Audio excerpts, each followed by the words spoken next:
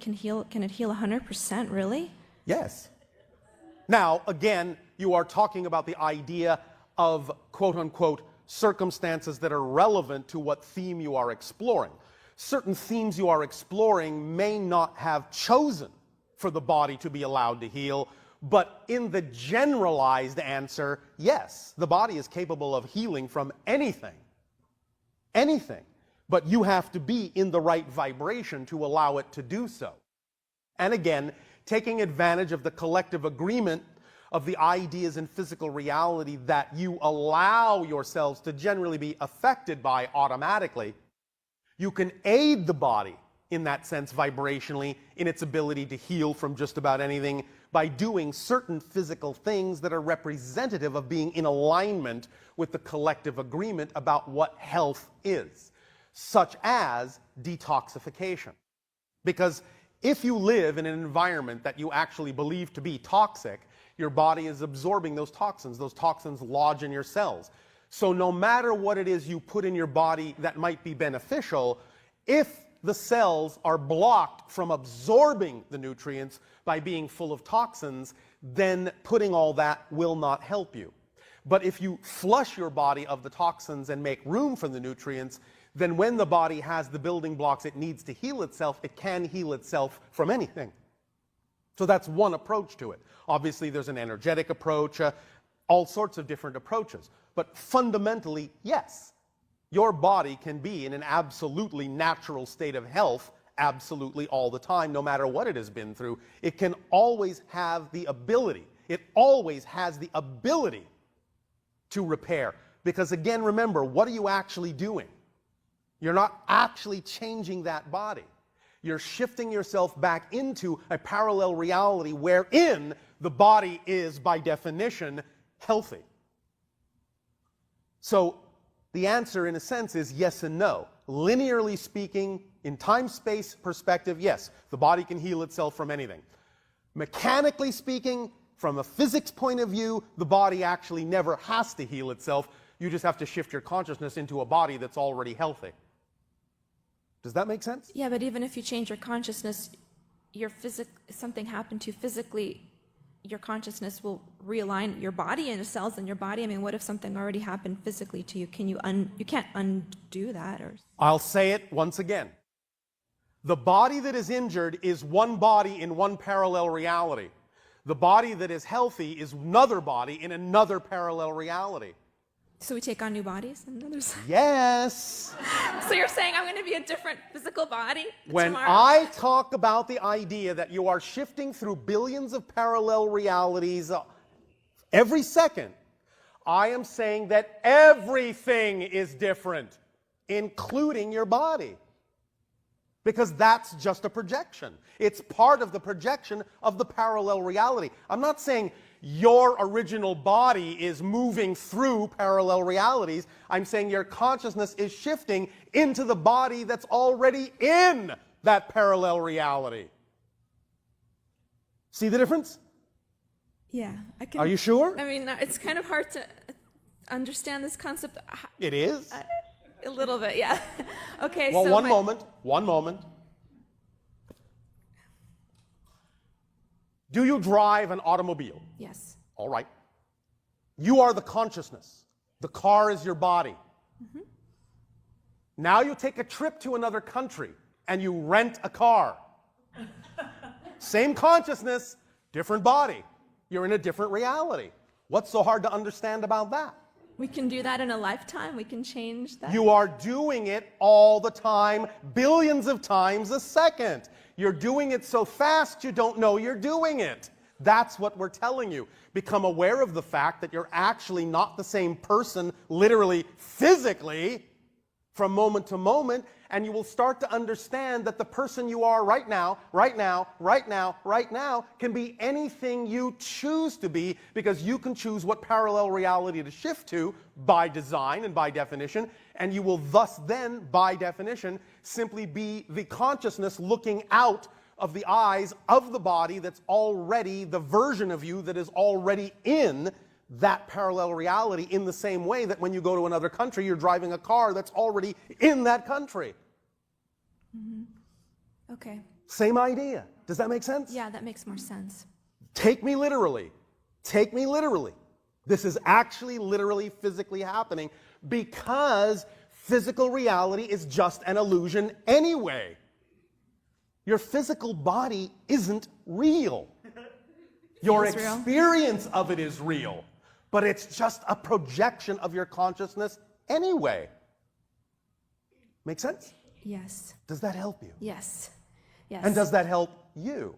And does that help you? And does that help you? Yes. Thank you. Okay. Illness, I'm assuming it's chosen before you come into this world, or is it Not attracted? always. Not always. Again, remember, we are now speaking linearly, colloquially, just to have the conversation. Sometimes there are things set up, as you would say, linearly, before this life, that may be the way you feel you need to explore a certain theme. Sometimes you leave it open to how the theme will be explored. And if you find yourself gravitating toward belief systems that by definition would simply automatically attract disease, dis-ease, then you may allow yourself to fall into that experience just because that's one of the things that might have been the result of simply going down that path. It doesn't necessarily have to be decided beforehand, although the theme of exploration may have been decided, but the expression of that could have been done in any number of ways. So it just depends on what it is you have chosen to explore as to how specific the choice has to be. Sometimes things are planned to the second. Sometimes they're left very general, just as a way of saying, well, it could be this, it could be that. As long as it allows me to explore the theme I wish to explore, it could be a disease, it could be an accident, it could be finding something, it could be any number of different things. It just depends on how you wish to have that experience. Make sense? Yeah. So in that sense, like, it's not necessarily attracted or not necessarily a response to resistance. It's just you wanted to grow, and that was your opportunity to grow. It could be that, but you have to be able to tell the difference by exploring what it is you're getting out of it. That will usually tell you why that happened and whether it was simply a choice of the moment or the result of a resistance or something that you had probably planned, and so on and so forth. But the bottom line is, in any event, no matter what the causation in terms of the original choice, no matter how you brought it to yourself, the bottom line is really, what did you learn by having that experience? Because that's what will allow you to shift to something else. Once you learn the lesson, there's no reason for any condition to stick around. Make sense? Yeah, so in that sense, it's like, if this was a life theme or it became a life theme, it can totally be changed and resolved once I've learned the lessons that it was supposed to teach me. Yes. And the way to let go of it is to stop your belief system that you have to have this in your life and just move forward. To not resist it, to not devalue it, to not judge that it shouldn't be there, because obviously it is there. So if it's there for some reason. So if you accept that it's there for some reason and learn what it is you need to learn, then it will have done its job and it will go on its way. Nothing sticks around that's already done its job. It's only resistance to it that makes it stick around, because you're refusing to allow it to do its job by saying it has no part in your life, when obviously if it's in your life, it does. Okay. Make sense? It makes sense. And then last question, when you're physically feeling something, I don't know if you have this experience, but when you feel pain or discomfort or fatigue or something, it's in your body. How do you not feel it? I mean, it's just really impossible. I know you may not have a body. Nothing is impossible, first of all. The idea is, of course, is that on your planet there are many people called yogis and other practitioners and shamans who have developed the ability to allow the idea of pain to be transformed. You understand? Yeah. You can do that too if you wish. But again, you must remember at the same time that because many of you have simply agreed to go along with a collective consensus of what physical reality is all about, some things you allow to simply be on automatic. So yes, when you have stubbed your toe, you will usually have some kind of painful sensation because you have agreed on the laws of physical reality, and thus then you simply don't need to take the time to circumvent that. At the same time, if it is of value to your particular exploration and your theme and your life lessons to understand how to transform that sensation into something else, then take some time to explore how the people that are already doing it on your planet do so. It's really mostly a matter of simply shifting your attention or redefining what it is you are experiencing. Mm-hmm. So you can redefine anything, even the worst thing. It's just energy. It's just vibrating energy. you can redefine all of it and have a completely different sensation. Have you not yourself seen or heard of demonstrations of what you call hypnosis, where a person is told that their skin is being touched with a lit cigarette and they blister when in fact it was just a person's finger? Have you not also conversely seen where people have been touched with a lit cigarette and not blistered because they were told it was just a person's finger? Have you not understood this idea? Yeah. Well, what do you think's happening there? Their They mind. believe Yeah, they believe. the reality they are being told. Yeah. Thus, then that is the response. You understand? Yeah, I understand. So anything can be transformed as long as the focus, as long as the energy, as long as the perspective says one thing, then whatever is not the vibration of that belief will never have the ability to affect that person. Make sense? Yes. Does that help? Yes, it does. Thank you. Thank you very much.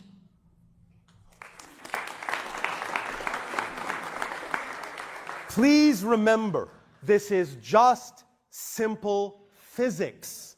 That's all this is. And more precisely, not only is it just simple physics, it's simple physics. It's not that complicated. Once you understand the nature of the structure of consciousness and existence, it all makes sense. Hello, Bashar. And to you, good day. I understood you talking about different levels of consciousness when I'm viewing myself as my old me that I am now versus the visualization of me, my ideal of, Yes. of how myself is. Yes. And I can viscerally feel the difference between the two. All right, good. But I get stuck mentally for myself How exciting. by I find myself more often than not Yes. vibrating at that lower self that I don't want to be. So why are you choosing that? I don't know. Well, but that's the question. Because remember, what did we say about habit and pattern? When you say to us, I find myself, or I have a tendency to, those phrases simply really mean I'm choosing for my own reasons that idea, that vibration, that reality. So the question to ask is, what would I have to believe is true about my relationship to this thing in order for me to choose that vibration, that idea, that reality? Find out what the definition is you're buying into that makes that seem like the preferable choice. Listen, you all have the same mechanism of motivation. You all are motivated by exactly the same mechanism. You always, and I mean always, and I mean unerringly, absolutely, always, without exception, always move in the direction of what you believe to be more pleasurable, more positive, and always move away from what you believe to be more painful and more negative. Always. So the question is, if you understand that that mechanism exists, yet you find yourself choosing things, find yourself doing things that are representative of non-preferable, painful things, that should tell you something immediately. What it tells you is, you have somehow attached to the thing that you say ought to be more pleasurable, something that makes it seem less pleasurable than the thing you keep choosing, no matter how painful it is. Find out what that definition is you have attached to the thing you keep choosing that makes it seem like the more pleasurable choice. For example, we often use this analogy. We know that on your planet, your children are often taught very contradictory, very polarized belief systems. Love of money is the root of all evil. If you don't make a lot of money, you're a failure. How do you reconcile those two beliefs? So the idea is you often have beliefs that are at war with each other. So if you realize, one day you wonder, why can't I attract abundance? You suddenly remember, because I was taught that if I love money, I'm an evil person. Well, it's more important to me More important than money to not be a bad person. So if I continue to believe that money makes me bad, I will always keep money at bay. Always. Because that's my preference, to not be bad. But if you realize that you've linked that belief to the idea of money, then you can say, oh, wait a minute, that makes no sense. I can have money, I can be totally abundant in many ways, and I know that doesn't mean I have to be a bad person. Once you dissociate, once you unlink those contradictory, polarized beliefs, then you can realize you can make different choices and that they will stick. Because you no longer have an overriding belief that you must choose this over that, because you've attached belief systems to them that are really representative of what you prefer, even though they may be contradictorily attached to opposing beliefs. Do you understand? Yes. Does this help you? Yes. So find out when you choose something. First of all, recognize it is always a choice. Like we said, if it's conscious, it's a choice. A habit is unconscious. A pattern is unconscious. If you're aware of it and you say, well, I recognize that I keep choosing, I recognize I have a tendency to, I recognize that, then you're aware of it. And so it's a choice. Own it. It's a choice. All right, I'm making a choice to choose something I don't prefer. Why would I do that? Then you can start finding out what would I have to believe is true about this thing, about my relationship to this thing, to keep choosing it when I know I don't really prefer it. What would I have to believe is true about it? Then let yourself communicate with those portions of your consciousness that have the answer. If you be quiet and really investigate it, you'll get an answer, either internally or through synchronicity in your outer reflected reality. You'll get an answer, but you have to ask the question and be open and willing to receive an answer to really understand what the belief is that allows you to believe that's the choice you need to make. Because it's all predicated on definition. It's all predicated on belief. If you don't have a definition, if you don't have a belief, you don't feel any one way about anything, and you don't make any choices about anything at all. So it all comes from belief. It all comes from definition. Find out what it is. Recognize it has nothing to do with what you prefer. Let it go because you don't want to be a belief thief, and move on. All right? What if I have trouble? What if you have what? Difficulty. What if you have what? Why would you have trouble? Do you understand that what you're saying right now is a belief?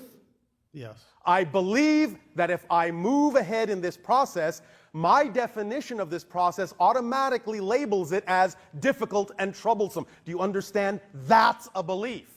It is not empirically true that the process is difficult. It's not built in. It's not automatic. It's not a given. It's your belief that the process will be difficult. So why believe that? You understand?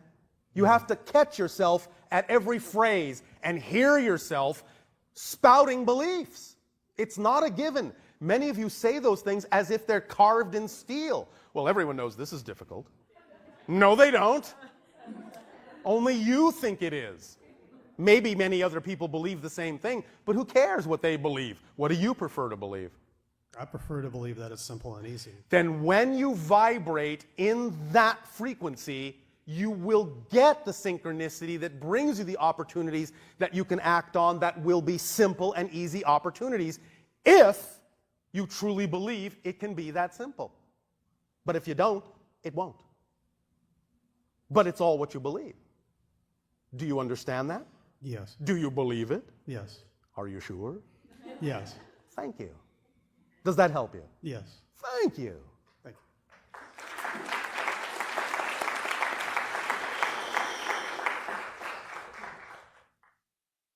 Hi, Bashar. And to you, good day. I hope my question is not repetitive. Would you repeat that? I hope no. I'm a mother, Oh, all right. and I wanted to ask you about the concept of worry. Worry. Yeah, Well, what are you worried about? my kids. Why? Well, I spoke with you before about my son had some mental health problems. I understand, but what are you worried about? that it will happen again. So? I don't want mean to make light of it, but really, so? I feel like I'm creating it. I don't Don't you want it think to the child has a hand in creation as well? Well, he keeps telling me to stop playing doctor, and he's okay. Then why don't you pay attention? Okay. Why not let the child heal you? Because in many ways, the child is behaving more like the parent. Learn that this is a co-creation. Learn that this is an agreement. Learn that this is an orchestration. Pay attention to what the child is saying. Take it to heart, that there is a reason for what is going on in the relationship on all levels, including physically, mentally, spiritually, emotionally. Learn from it together. It's a journey you've decided to take together. It's not a one-sided thing. The weight of the world is not just on your shoulders. So you can let that go and walk down the path hand in hand with the child by also paying attention to when the child becomes the mentor and when the parent needs to be the child for a while, and pay attention to the guidance from the parent. Does that make sense? The guidance for the parent, that's me. The guidance from the child that is behaving more like a parent than the parent is. Do you understand? Okay. I'm going to work on that. Well, you can either work on it and work up a sweat, or you can simply accept and allow and discover what comes from that allowance, rather than walking down the path constantly worrying that you're on the wrong path, which is not possible. The only way to miss an appointment is by spending time worrying you'll miss the appointment. The only way to not be on your path is by assuming that you're off it. So the idea is that obviously you set this up together, and you just need to pay a little bit more attention that the child knows more than you might think. Now, that doesn't mean you can't guide, but also you must listen and be guided. It's a concert. It's a give and take. It's an agreement. It's a collaboration. All right? Yes. I'd like to ask you a question about my voice, which we have spoken about before. Yes. When am I going to get my voice back? That depends. When will you have something that you need to say? The idea really for you is multifold in terms of its symbology. And right now, relevant to the issue you have just raised regarding your child, it's really a symbol of you don't really need to say so much. You really need to listen more. You understand? When you listen with the proper degree of balance, you'll get your voice back, but only to the extent that you actually need to say something. This is your own governor, your own self-regulating methodology of making sure that you don't actually say more than you need to say. The more you try to say more than you need to say, the harder it will be to say anything. When you start relaxing into the idea of just listening and trusting and not worrying so much, and know that you don't need to say as much as you think you do, your voice will be there for the things that actually need to be said. Do you understand? Yes. All right. But one time you told me that there's other ways to communicate. There are. And you can learn that as well if you haven't done so already. But the first step in communication is listen to what is actually being said to you. All right? Yes. Thank you. Thank you, Bashar. Hello, Bashar. And